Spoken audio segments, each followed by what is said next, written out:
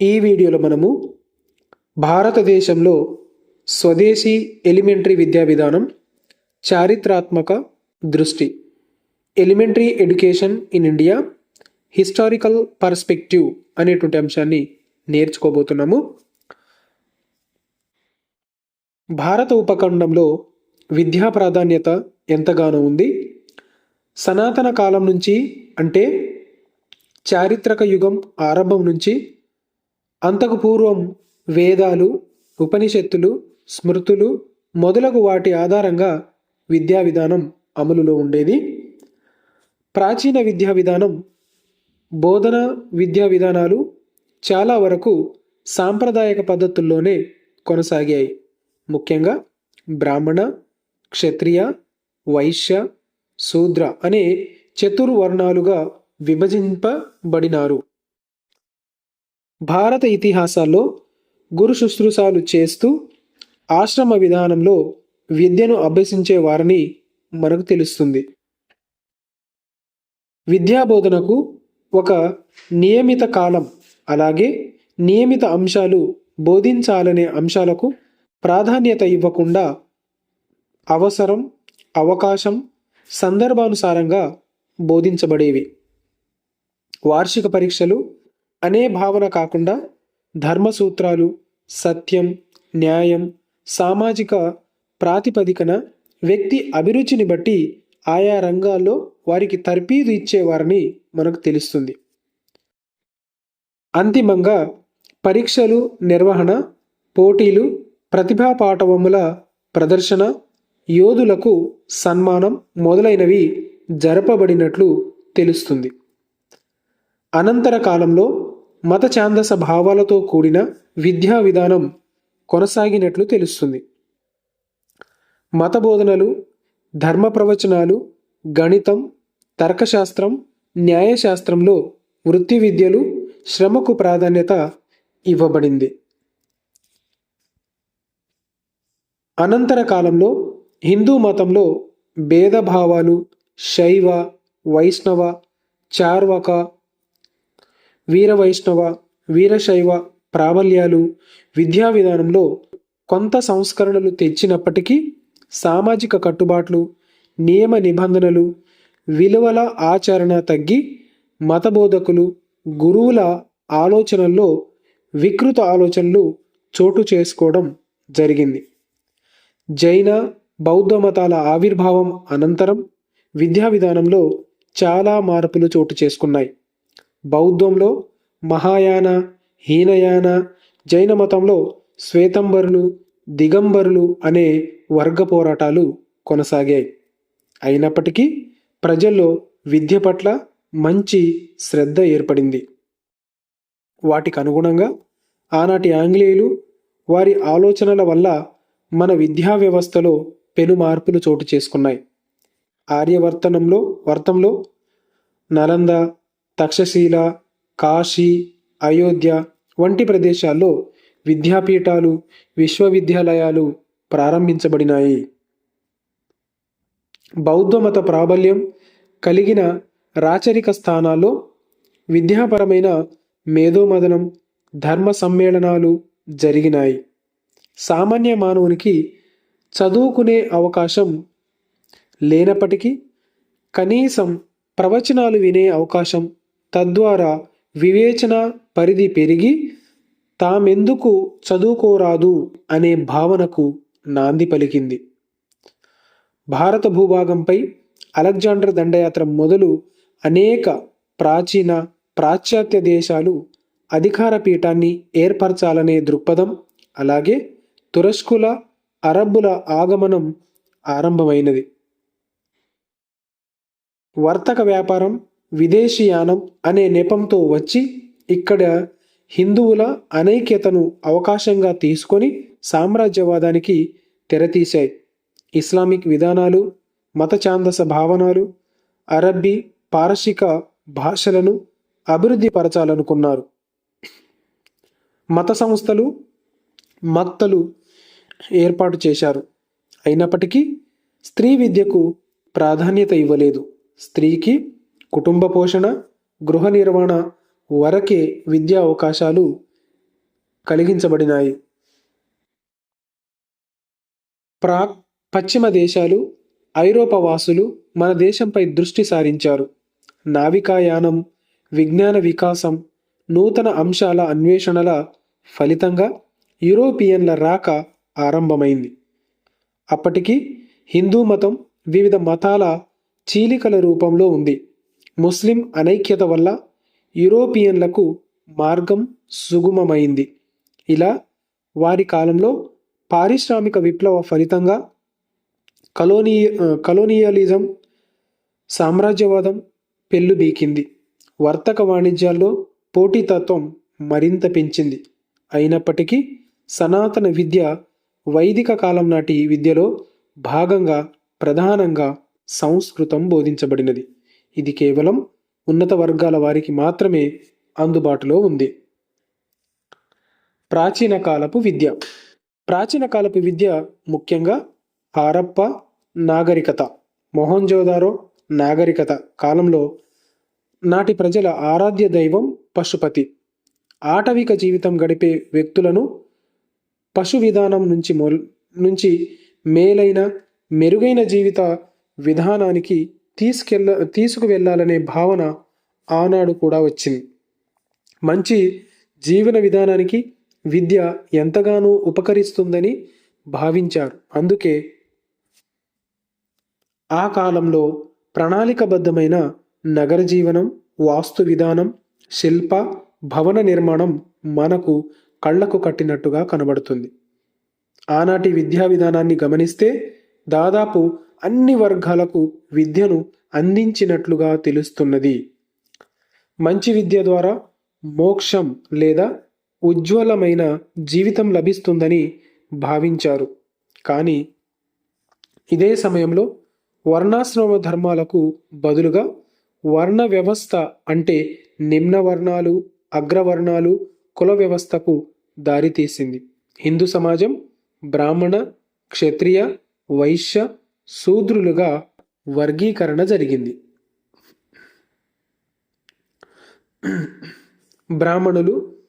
బ్రాహ్మణులంటే వేదాలు, హిందూ మత ధర్మ పురాణాలు, క్రతువుల నిర్వహణ, మత ఛాందస భావనలు, హిందూ మతం గురించి అధ్యయనం చేసేవారు. క్షత్రియులు క్షేత్రధర్మం కలవాడు క్షత్రియుడు అనే నానుడి ప్రకారం దేహదారుఢ్యం, నాయకత్వ లక్షణాలు కలిగిన వారు, ఎక్కువగా వివిధ రకాల యుద్ధ విద్యలు అభ్యసించేవారు. పూర్వకాలపు రథ గజతురగ పద్ధతి బలాలచే విద్యతో పాటు అనేక ఇతర విద్యలు అభ్యసించేవారు. వైశ్యులు నిజ జీవితంలో అందరికీ ఉపయోగపడే ఆర్థిక, దైనందిన అవసరాల గురించి వినియోగం, పంపిణీ, తదనుగుణంగా ఉత్పత్తి, వాటికి ఆర్థిక విలువ ఆపాదన, వాణిజ్యం, ఇతర వృత్తి విద్యలు అభ్యసించేవారు. శూద్రులు బలహీనత, సోమరితనం, అజ్ఞానం, సకాలంలో స్పందన లేనివారు సమాజంలోని అందరి అవసరాలు తీర్చే సేవకులుగా మారారు. వీరు ప్రధాన విద్యలకు దూరంగా కేవలం సామాన్య పరిజ్ఞానం మాత్రమే విద్యలో పొందేవారు. ఆనాటి విద్యా కేంద్రాలు ఎక్కువగా జనసామర్థ్యం, నగర జీవనం గడిపే ప్రదేశాల్లో మాత్రమే ఏర్పాటు చేయబడినవి. విద్యార్థులు, శిక్షణార్థులు, ఉపాధ్యాయుడు అంటే గురువు అదుపాజ్ఞలలో ఉండి గురు ఆశ్రమాలలో విద్యను అభ్యసించేవారు. ముఖ్యంగా ఈ విద్యయే మధ్యయుగం నుంచి గుప్తయుగ కాలం వరకు కొనసాగింది. గుప్తుల కాలంలో వారణాసి, నలంద ప్రధాన విద్యా కేంద్రాలుగా వర్ధిల్లాయి. నలంద విశ్వవిద్యాలయాలలో 2000 మంది శిష్యులు, 2000 మంది గురువులుండేవారని చారిత్రక ఆధారాలు తెలుపుతున్నాయి. ఇందులో బౌద్ధమత వ్యాప్తి, అహింస, ధర్మసూత్రాలు బోధించబడేవని తెలుస్తుంది. భారతదేశంలో సాంప్రదాయ విద్య ప్రధానంగా వారి మతాలకు అనుబంధంగా కొనసాగేది. ముఖ్యంగా నలంద, తక్షశిల మొదలైన ప్రాచీన నగరాల్లో జైన, బౌద్ధ ఆశ్రమాలు ఏర్పడి అక్కడ వ్యాకరణం, వైద్య విద్య, తర్కశాస్త్రం, భౌతికవాదం, కళలు, చేతివృత్తులు మొదలైనవి నేర్పబడేవి. తదనంతర కాలంలో బౌద్ధ మత వ్యాప్తికి బోధన అన్వేషణ, విదేశీయానం ద్వారా అనుభవం పొందడం మొదలైన లక్ష్యాలతో విశ్వవ్యాప్తంగా బౌద్ధ మత ప్రబోధనలు విద్యా వ్యాప్తికి నాంది పలికింది. చైనా, మధ్య ఆసియా ఖండం నుంచి విద్యార్థులు వీటిలో ప్రవేశం కూడా పొందారు. వర్ణాశ్రమ ధర్మాలు. విద్యార్థి తన జీవిత కాలంలోని వివిధ దశలు వారు చేయవలసినటువంటి ధర్మాలను గురించి వివరిస్తూ బ్రహ్మచర్యం, గృహస్థాశ్రమం, ప్రస్థాశ్రమం, సన్యాసం అనే 4 విభాగాలుగా వర్గీకరించారు. బ్రహ్మచర్య దశలో ప్రతి ఒక్కరూ గురుముఖంగా ఉండి విద్య, జ్ఞాన సముపార్జన చేయాలి. గృహస్థాశ్రమంలో ప్రకారం మంచి విద్యను పొంది సముపార్జించిన జ్ఞానంలో ధర్మబద్ధంగా జీవిస్తూ తన తరువాత మరొక తరాన్ని సమాజానికి అందించడానికి వివాహ వ్యవస్థ ద్వారా నియమబద్ధమైన జీవితాన్ని అనుభవించాలి.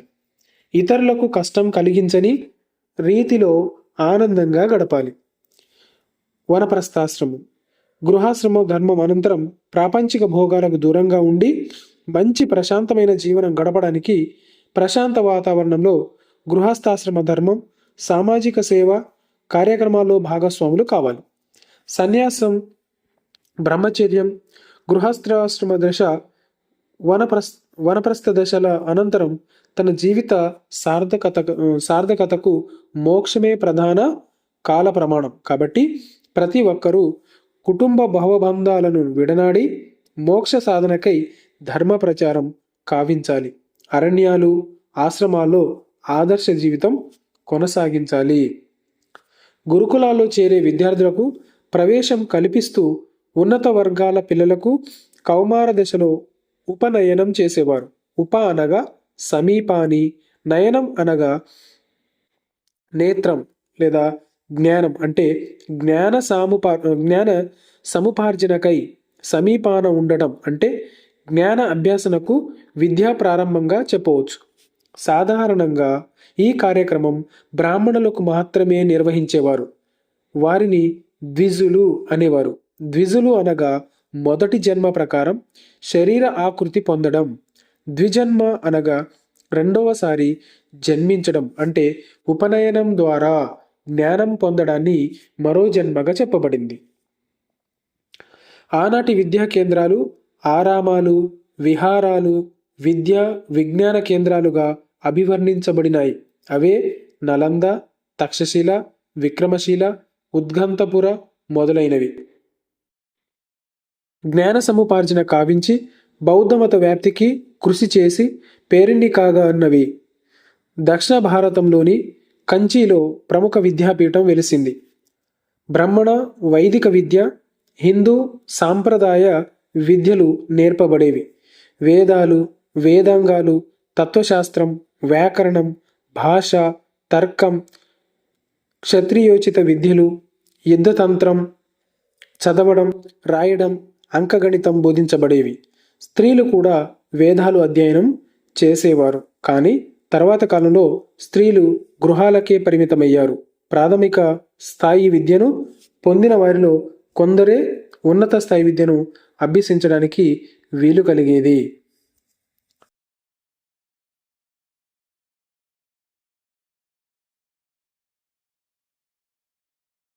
వేదకాలంలో విద్య క్రీస్తు పూర్వం 1400 నుంచి 6000 వరకు. వేదకాలంలో ముఖ్యమైన విద్యా లక్ష్యాలు దేశభక్తి, సత్ప్రవర్తన, ప్రాచీన సంస్కృతి వ్యాప్తి, శారీరక, నైతిక, వైజ్ఞానిక పరంగా మూర్తిమత్వాన్ని తీర్చిదిద్దడం, వృత్తి నైపుణ్యాన్ని పెంపొందించడం మొదలైనవి. గ్రామాలకు దూరంగా అరణ్యాల్లో గురువులు విద్యా బోధనను కొనసాగించేవారు. గురువు ఆశ్రమంలో విద్య కొనసాగించడం వల్ల ఈ విద్యను గురుకుల విద్యగా పిలిచేవారు. విద్యా బోధనకు బ్రాహ్మణులకు మాత్రమే అవకాశం ఉండేది. తత్వశాస్త్రం, వ్యాకరణం, ఖగోళ శాస్త్రం, తర్కశాస్త్రం, లాజిక్ భాష మొదలైనవి ప్రధాన బోధనాంశాలు. బోధన ప్రధానంగా మౌఖికంగా ఉండేది. విద్యార్థుల సామర్థ్యాల ఆధారంగా అభ్యసన జరిగేది. కంఠస్థం చేయడానికి ప్రాధాన్యం ఇచ్చేవారు. ఒకే కుటుంబంలోని సభ్యులలాగా గురు శిష్యుల సంబంధం ఉండేది. బౌద్ధ కాలంలో విద్యా విధానం. బౌద్ధ విద్యా విధానం హిందూ విద్యా విధానంలో ఏర్పడిన లోపాలను సంస్కరించడానికి భారతీయ తాత్విక సిద్ధాంతమైన మోక్ష సాధన ప్రధాన ధ్యేయంగా ఆవిర్భవించింది. బౌద్ధ విద్యా విధానంలో ఎలాంటి భేదాలకు తావు లేకుండా అన్ని వర్గాల వారికి విద్యలో సమాన ప్రతిపత్తి కల్పించబడింది. నలంద, తక్షశిల, వల్లభి, విక్రమశాల మొదలైన ప్రముఖ విద్యా సంస్థలు ఈ కాలం నాటివే.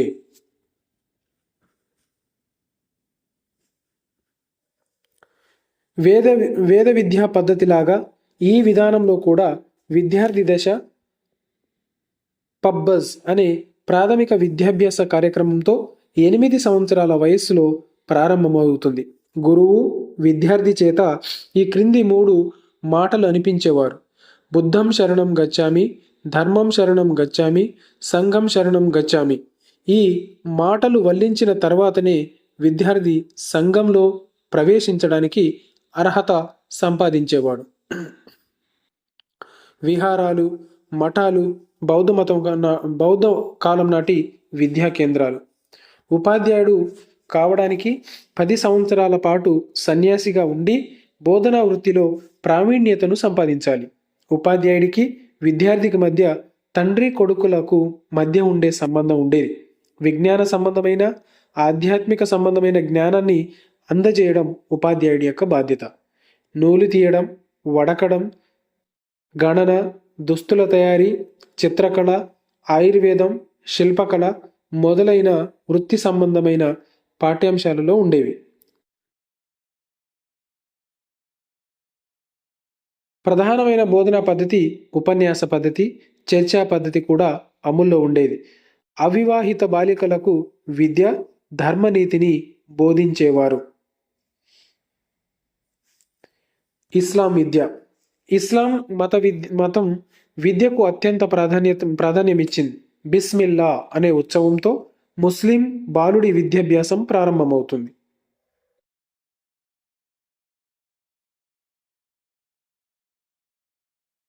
ముస్లిం విద్యా విధానంలో ముక్తబ్ల ప్రాథమిక పాఠశాలలుగా, మదర్సాలు ఉన్నత విద్యా సంస్థలుగా ఉండేవి. వీరి కాలంలో కరికులంలో గణితం, భూగోళ శాస్త్రం, ఖగోళ శాస్త్రం మొదలైనవి చేర్చబడినవి. ఈ కాలంలో సరైన పరీక్ష విధానం లేదు.